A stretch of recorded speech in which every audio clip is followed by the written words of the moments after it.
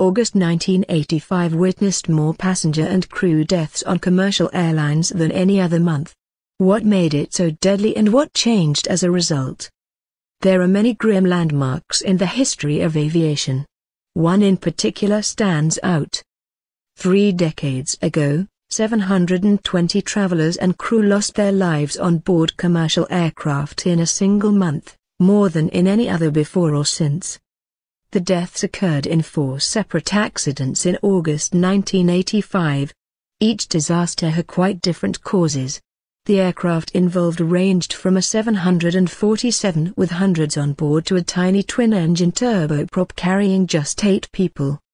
There was Japan Airlines Flight 123, the worst single aircraft accident in history, in which 520 of 524 on board were killed. A further 137 died when Delta Flight 191 flew into heavy winds as it approached Dallas-Fort Worth International. A fire on board British Airways Flight 28M at Manchester Airport led to 55 deaths. And all those on board the smallest aircraft, Bar Harbor Airlines Flight 1808, lost their lives as it flew into a small airport in Maine, USA. Each, in their own way, had a lasting legacy, whether in the memories of those left bereaved or in changes in technology and procedure introduced as a direct result. The worst death toll was on Japan Airlines Flight 123, a Boeing 747, which was en route from Tokyo to Osaka on the 12th of August 1985 when the airtight bulkhead between its cabin and tail tore open. The change in pressure blew off the vertical stabilizer, or tail fin. It also destroyed the hydraulic systems. The plane lurched up and down. The crew heroically fought for over half an hour, says Graham Braithwaite, professor of safety and accident investigation at Cranfield University. But by the time the aircraft plunged to 13,500 feet they reported that they had lost control. The 747 began its final descent. They were over some pretty mountainous terrain, says Braithwaite. Altitude dropped rapidly. A wing then clipped a ridge before the aircraft hit a second ridge, flipped over and came to rest on its back. It had been 32 minutes since the explosive decompression, enough time for some passengers to write their families' farewell notes. Investigators concluded that the crash was caused by a faulty repair job after the plane's tail struck the runway 7 years previously. The damage should have been fixed using a single plate and 3 rows of rivets. But Boeing engineers used 2 separate plates, one with 2 rows of rivets and another with 1. Japan Airlines failed to detect the fault. For Japan, the crash was deeply traumatic. The effect was profound, says Braithwaite. Extraordinarily, JAL opened a museum dedicated to the disaster in April 2006. It includes wreckage from the aircraft, letters written by passengers to loved ones and an aviation safety library. All airline staff are obliged to visit it. There were suggestions that more passengers might potentially have survived if the Japanese authorities had sent rescuers to the crash site sooner, or if they had accepted an offer of help from a nearby United States Air Force base. And shortly after the disaster, JAL maintenance official Hirao Tominaga killed himself, reportedly leaving a note saying, "I am atoning with my death." But the accident is rare among major air disasters in that it can be attributed to a single and completely avoidable mechanical fault. With the blame lying with the work of the engineers and JAL's inspection procedures, there were no wider consequences for the air industry. David Learmount, safety editor at Flight Global, says the botched repair was a massive error that should never have occurred. In terms of technology and procedure there was no real legacy. It was quite a different matter with the disaster at Manchester Airport 10 days later. This proved to be a defining event in the history of aviation safety. As the charter flight to Corfu prepared for takeoff, a punctured wing fuel tank caused a huge ball of fire to ignite. The pilots heard a thump and aborted takeoff, but did not realize at first that the blaze was underway. They steered the aircraft into a taxiway upwind of the fire, carrying the flames towards the passengers in the fuselage. Nearly all those who died did so as a result of smoke inhalation. The survivors were shocked at how quickly it became impossible to breathe, says Braithwaite.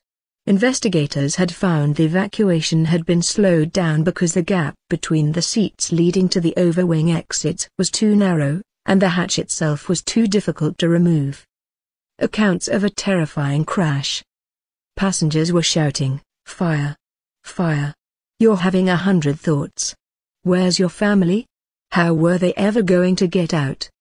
John Beardmore was one of the survivors of the British Air Tours Flight 28M, which burst into flames on Manchester Airport runway on the 22nd of August 1985, killing 55 people. He recalled the terrifying experience of trying to escape the plane. The 1985 British Air Tours disaster. As a result, there were a series of changes to commercial aircraft design focused on increasing survivability. The exit row was widened and fire-blocking seat covers, floor lighting, fire-resistant ceiling and wall panels and revised evacuation rules were all introduced.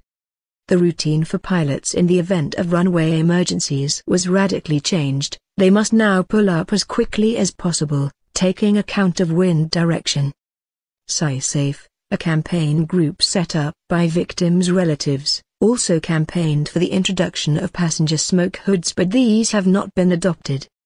There has to be something to justify 55 people losing their lives, says William Beckett, whose 18-year-old daughter Sarah died on the Manchester runway. It was her first time on board an aeroplane. She had chosen to sit at the back because the 4 survivors of Japan Airlines Flight 123 had been seated at the rear. There were also changes introduced as a result of the Delta Flight 191 crash in Texas on the 2nd of August.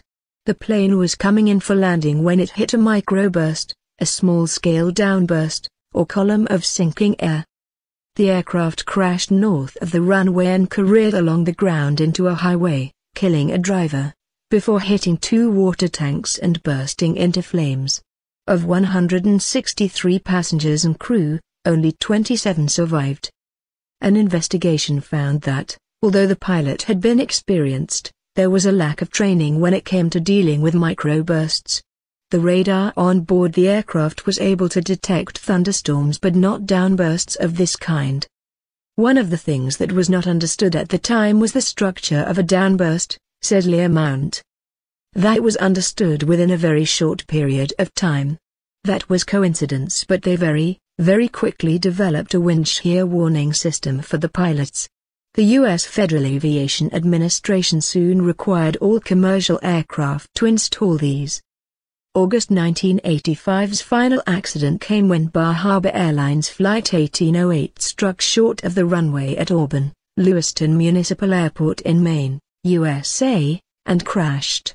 All 6 passengers and 2 crew members were killed. The crash of such a small aircraft would not normally have attracted much attention, but one of the passengers was 13-year-old Samantha Smith, who had attracted widespread media attention 3 years previously when she wrote to Soviet Premier Yuri Andropov pleading for peace. She had subsequently made a widely publicized tour of the USSR and acted in an American TV drama. In the Soviet Union there was speculation of foul play, but an investigation found no evidence of this. It concluded that there had been a ground radar failure and the pilots had been inexperienced flyers on what was a rainy night. Both U.S. President Ronald Reagan and Soviet leader Mikhail Gorbachev sent their condolences. It was a sad end to a tragic month. But according to Leah Mount, it was far less shocking than it would be today, due to the far greater prevalence of airline accidents in the mid-1980s. Aviation was different then, says Leah Mount. It's infinitely more sophisticated now. Safety has been absolutely transformed. It would be very difficult for people now to understand what it felt like. Crashes were regular things. Since the 1990s, the number of annual aviation fatalities has been on a downward trend, notwithstanding the spike in 2014, which saw 2 disasters involving